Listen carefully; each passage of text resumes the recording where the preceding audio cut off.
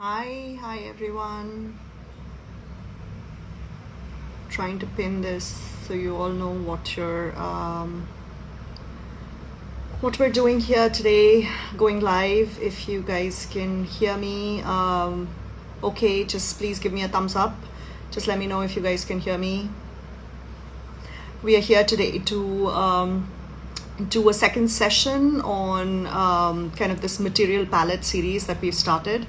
We've had a lot of interest. It sort of started with a couple of posts that we started doing on Instagram, and we realized that there was a lot of interest. So we thought we'll answer some of the questions through Instagram live rather than having to type everything out. So I believe we've run another study with another Instagram story with asking you guys for questions. So we accumulated a whole bunch. I think IPS is very much in vogue right now. So definitely, something that is of interest to many people. And, also it's something that's maybe an art that's sort of getting lost in terms of the workmanship. And therefore, I think there are a lot of questions. I also really like these Instagram lives that we're doing because we're really dissecting, material, and we're talking about implementation, and we're talking about maintenance. Like, we're talking about real issues. We're not just talking about aesthetics and what looks beautiful. I think that a lot of design magazines are doing that really well, and Instagram is obviously full of pretty pictures. So it's kind of nice to do a deep dive into actually what it entails to implement some of these techniques and strategies, and also what are the potential problems that someone can face if going in for using any of these materials. So let me get started with the questions. I'm going to get rid of this image if I can. Yep. Okay.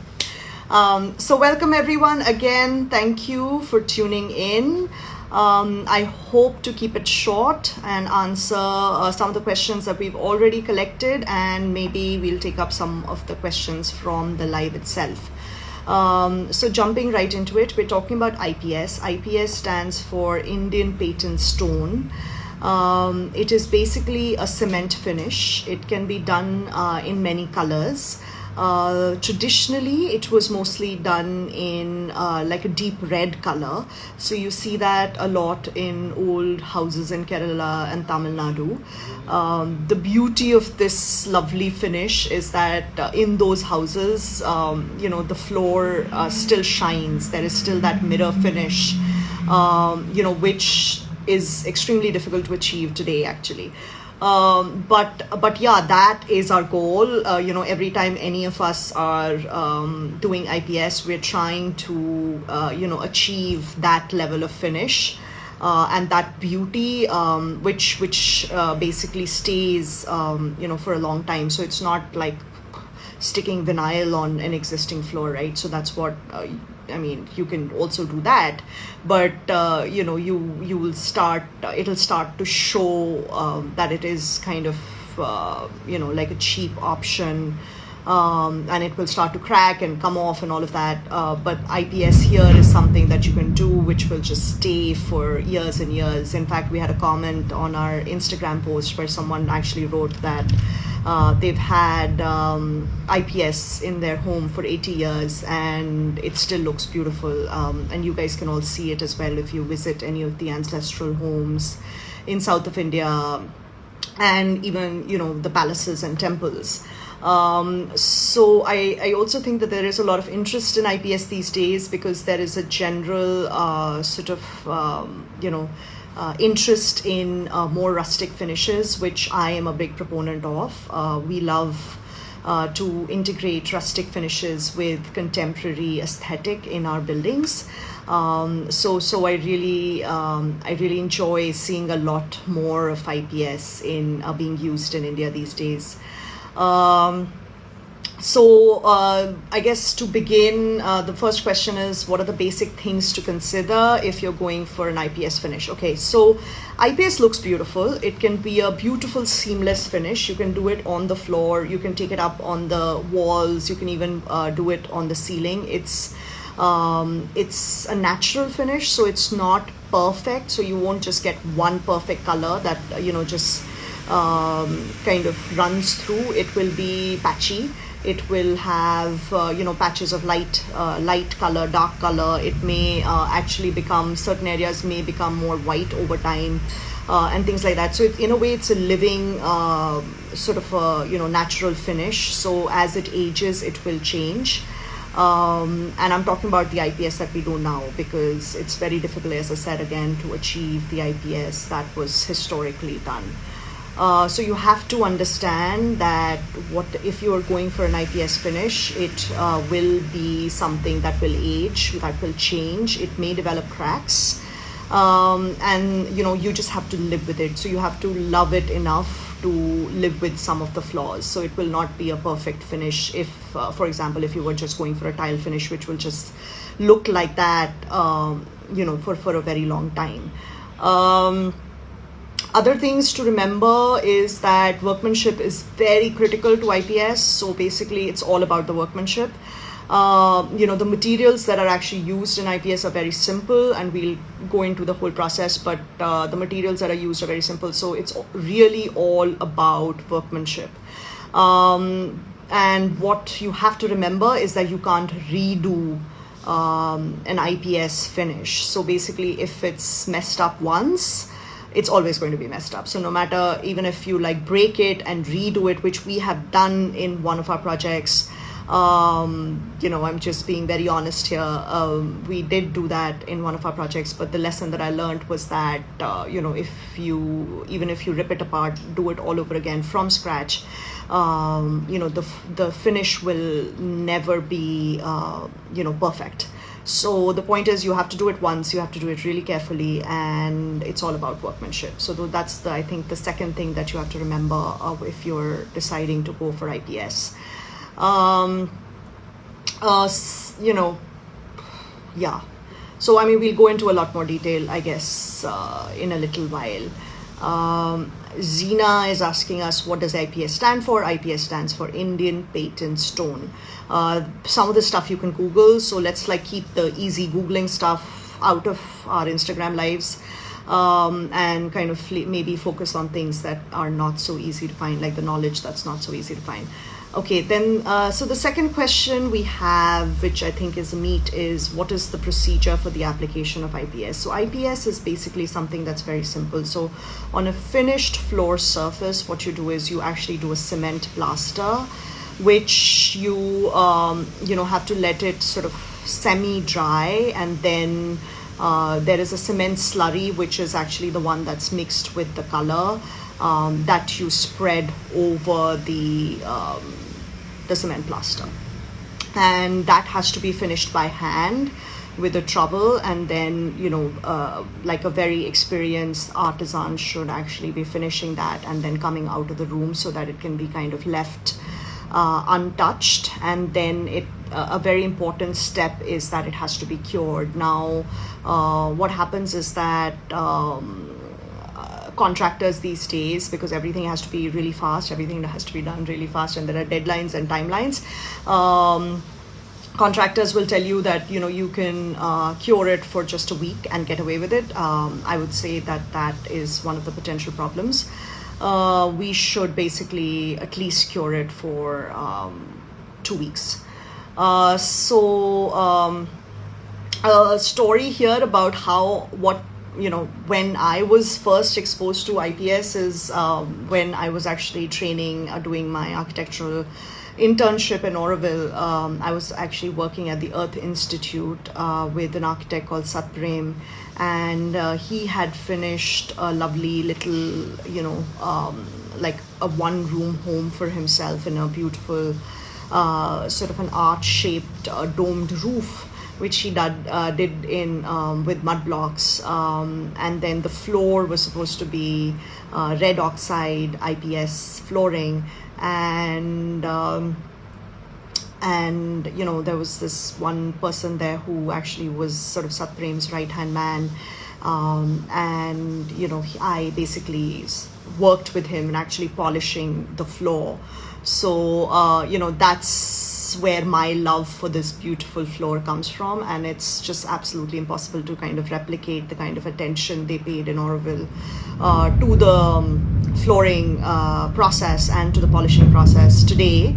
But we try to enforce this, the same process that I learned in Auroville when we do our IPS floors in Goa. But it's still sort of, we have not been able to achieve the 100% quality as in Auroville because, I don't know why, but that's the way it is.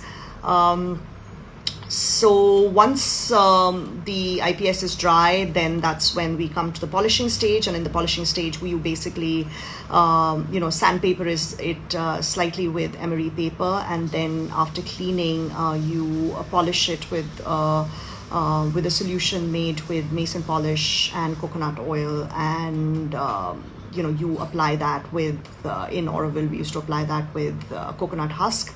Here, even though however much we try to push the coconut husk, we have not been able to have our sort of masons use that, so they use rags and they polish the floor with it. So that's the process of application of IPS. Also, IPS basically tends to develop a lot of cracks sometimes, and I think that happens because of the way it dries and it kind of lets go of the moisture. So it's really about how much moisture it absorbs, how much it lets go, and that basically expansion contraction is what leads to the cracks, in my opinion. And again, as I said, it's impossible to redo IPS. So if you get the cracks, you basically learn to love them and learn to live with them. Okay, next question. Are there only colors like gray, red and yellow possible while using IPS, or are there more possibilities? So originally they used to use red because they would put iron oxide, they would mix iron oxide with the cement, and nowadays, and gray is basically just using the cement, and you can also do various shades of gray by adding white cement to it. So you can actually add more white cement, less white cement. There are also different brands of cement have a different shade of grayness that comes out, so you can try many samples, and these days in the market you can get many colors. So you can do yellow, green, blue, black, and then we've this time done a lovely kind of a pink and peach color in one of our projects. So and from what again I learned in Auroville, they say that the red and pink come out beautifully, and they say that yellow and especially blue and green tends to fade a lot. And they're darker colors, so even if they get the white, especially green and blue, if they get the white patches, then it starts to look more patchy than something like a yellow or a light gray, because in that the patchiness will not show so much. But once again, sorry, I keep repeating this, that you have to love that imperfection of IPS. If you don't, then this is not the right material for you to use. Okay, next question. How expensive is IPS? Does the cost change based on color? So IPS is actually not that expensive. It's an inexpensive finish to apply. But the critical thing is if you find the right, sort of right artisan to apply it for you. So that you have to be very confident about. A choice of color does not make a difference to the cost of IPS. Okay, how does one get the polished look? What kind of wax is used and how is it added? So that I already explained. You basically, after the IPS is cured for 2 weeks and after you clean it, you have to apply a wax, which is a solution of mason wax and coconut oil. And then you buff it with, again, a rag or with coconut husk. I mean, there are also like, I've seen things like where, there is like a person will sit on a big piece of cloth, and two people will hold the rag on either ends, and then they just like pull the person all over the floor, so that the weight of the person who's sitting on the rag is actually, the weight on the rag, and it's actually buffing the floor. So I've seen that happen as well. And, we have to give credit to our, lovely sort of experts on the site who, are not so fortunate, but they're very talented, and they do so many things that, we can design on paper, but we can't even begin to do on the site ourselves. I also want to mention here that when I was talking about the cracks, right? So one of the ways to prevent cracking can potentially be to lay the IPS in panels in a limited, panels of limited size. So if you can use some kind of dividers, which traditionally used to be glass strips. So if you can use those and limit the size of each individual panel of the IPS, then that can reduce the cracking, can potentially reduce the cracking. Recommended in general, the size of the panel that's recommended in general is maybe like 5 feet by 5 feet is the largest that they recommend, which I'm talking about my contractor recommends. Traditionally, obviously, it was done without any, sort of much division. So yeah, it's really up to you what you want to go with. Another interesting thing that people have started doing these days is to actually use brass strips for division in the IPS floor, which can look really nice. But just a word of caution, like we have had a case in which, where the brass strip was cutting through the IPS there, it basically, the IPS didn't take on to the brass strip so well. So we've had some sort of separation there and cracks and things like that there. Yeah, so that, now next question is, how durable is IPS? How can one prevent cracks? So I already spoke about the cracks. Durable, it's pretty durable, but yes, if you, if something very, very heavy falls on it, then it can sort of just crack and break, because obviously, it is a very thin layer of cement slurry that's actually the top finish. Okay.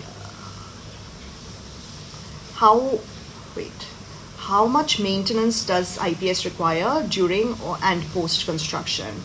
So IPS, after construction, after it's done and you've started living in the house, it pretty much requires no maintenance. You can just mop it every day and it will shine. And the more mopping we do, initially, the more it will kind of shine the floor. So yeah, no maintenance is required really, and it should stay beautiful for a long time. Can IPS be used on the floor of a shower area? So yes, it's very much in vogue. We've used it many times, and it's something that I think looks really beautiful, because in bathrooms, because they're smaller spaces, you can do a seamless finish where you're not worried about cracks, you're not worried about doing divisions, and so you can actually take the entire IPS on the floor, on the walls, on the sink counter, everything, so you can get this beautiful monochromatic kind of a look for the bathroom, and a very rustic look. It also feels really beautiful under your feet, also when you touch. So it's a lovely finish to actually use for bathrooms. And yes, you can use it in the shower area, but it will not again remain beautiful and in its original state everywhere, especially where the shower water hits the floor directly. That's where you may it depends. It really depends on what will happen, but there are the sort of things that I've seen is that sometimes it becomes rough, so it doesn't stay very smooth, where the water directly hits the IPS, and sometimes it may actually also get some algae and so start blackening. Okay, next question. Does the color finish of the original look stay unchanged there as well? So I answered that question. And I think the next question is also about water in the bathroom. So I answered that question already.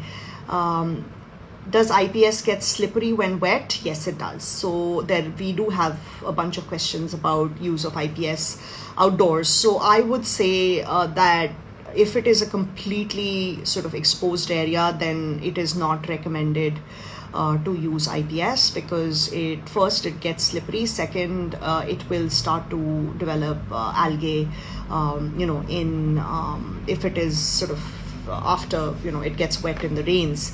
And if you're using a darker color, then it will start to get very patchy, because wherever the rain is hitting it and water is hitting it directly, there it will start to fade and start to develop white patches. So even if you're using it externally, I would say at least make sure that the area is semi-covered and not completely exposed. And yes, it does get slippery, so it could be a hazard.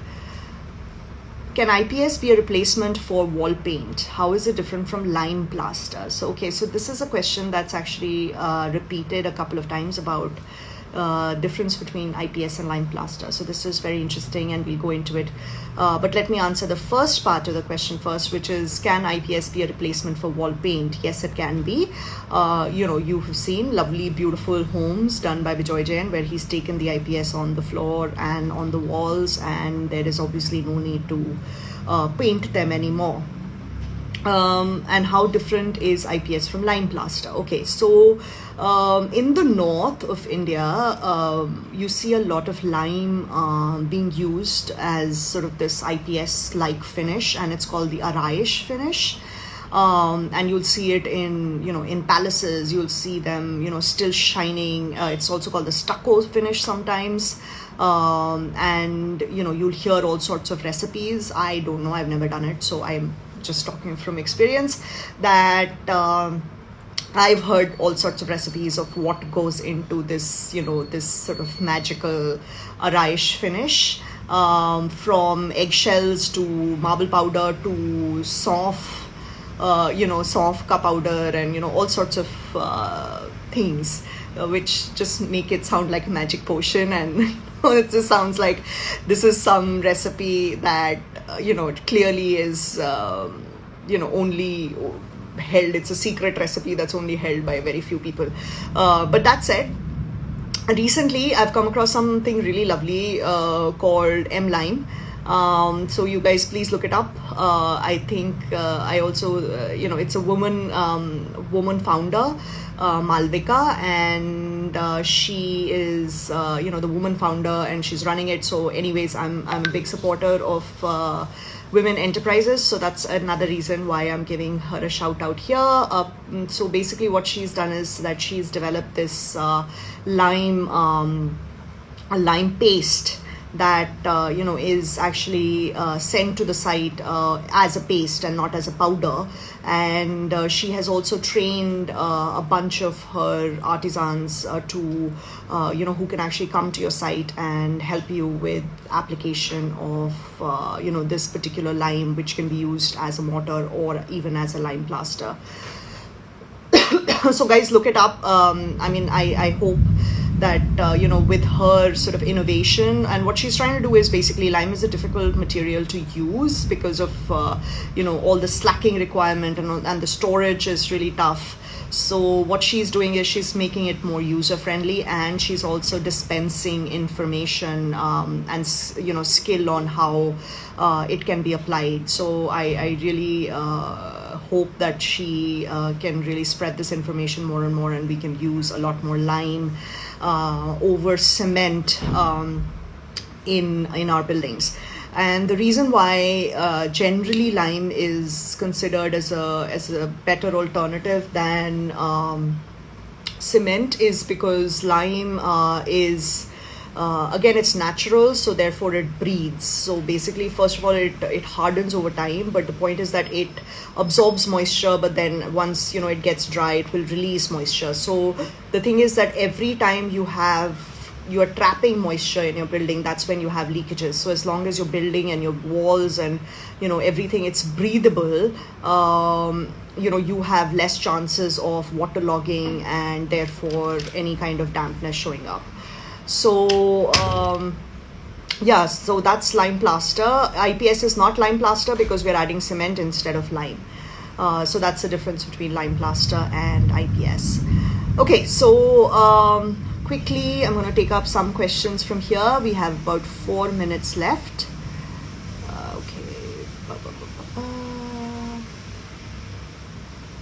Okay. So what sort of projects would you suggest using IPS for? Yes, it is, and he's saying, to my understanding, it looks earthy and rustic. Yes, of course, it looks earthy and rustic. It's beautiful. It feels beautiful on your feet, as I said. So it's lovely for, anywhere where you feel like you'll walk barefoot. Think temples, think like, glorious sort of, luxurious spaces where, you just want to abandon any kind of, restrictions or whatever, like need to be a certain way and just, be yourself and be comfortable. Like those are the spaces you should try to use IPS. Pros and cons, we already discussed. Need for maintenance also.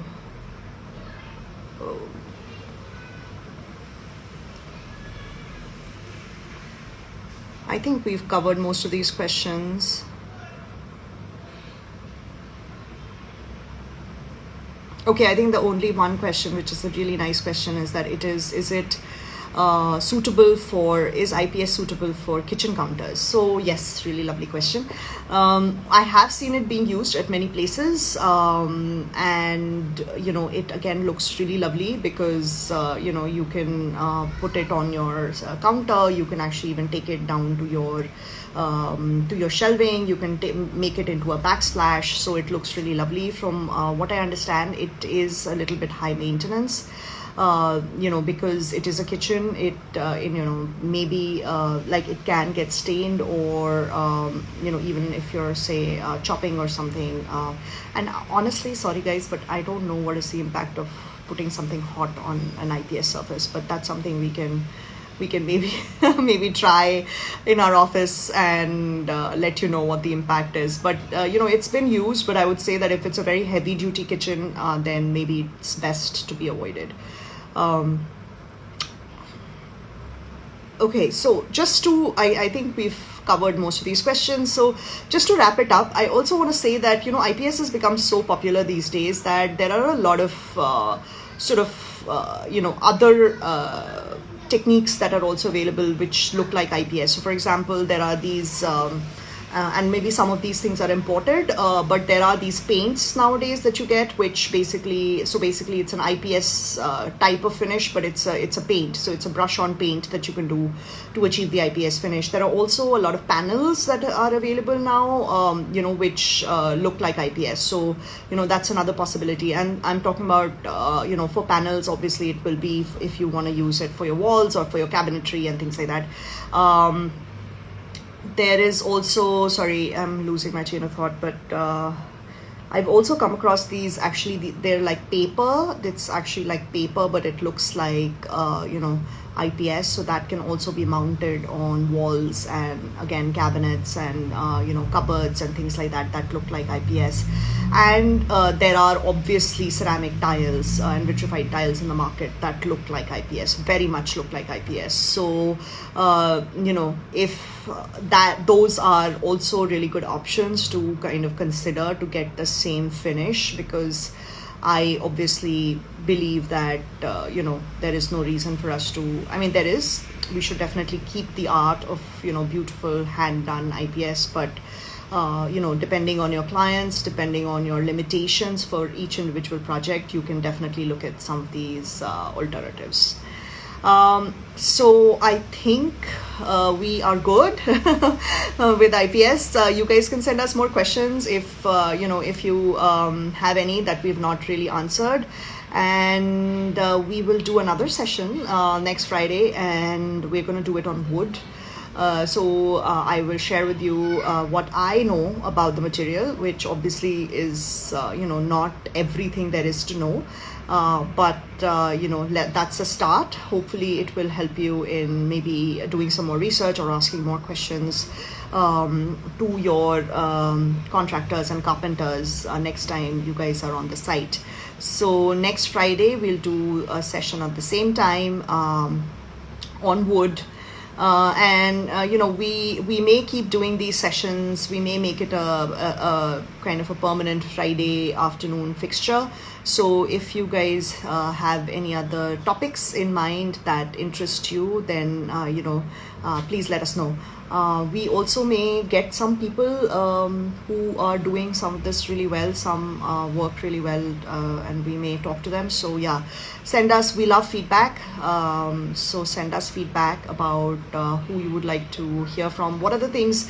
I guess the point here is that, let's talk about real meaty topics. So let's not talk about just, aesthetically pleasing, beautiful pictures. So, if there is anything, like one of the things I was thinking was about, if one wants to build a koi pond, then how do you go about it, right? So we can actually bring in an expert and talk about what it takes to build a koi pond. So those are the kind of like really meaty topics that I hope to touch on, and I hope this was helpful. Thank you all for tuning in. I believe we had a whole bunch of people, and see you next Friday. Thanks a lot. Bye guys.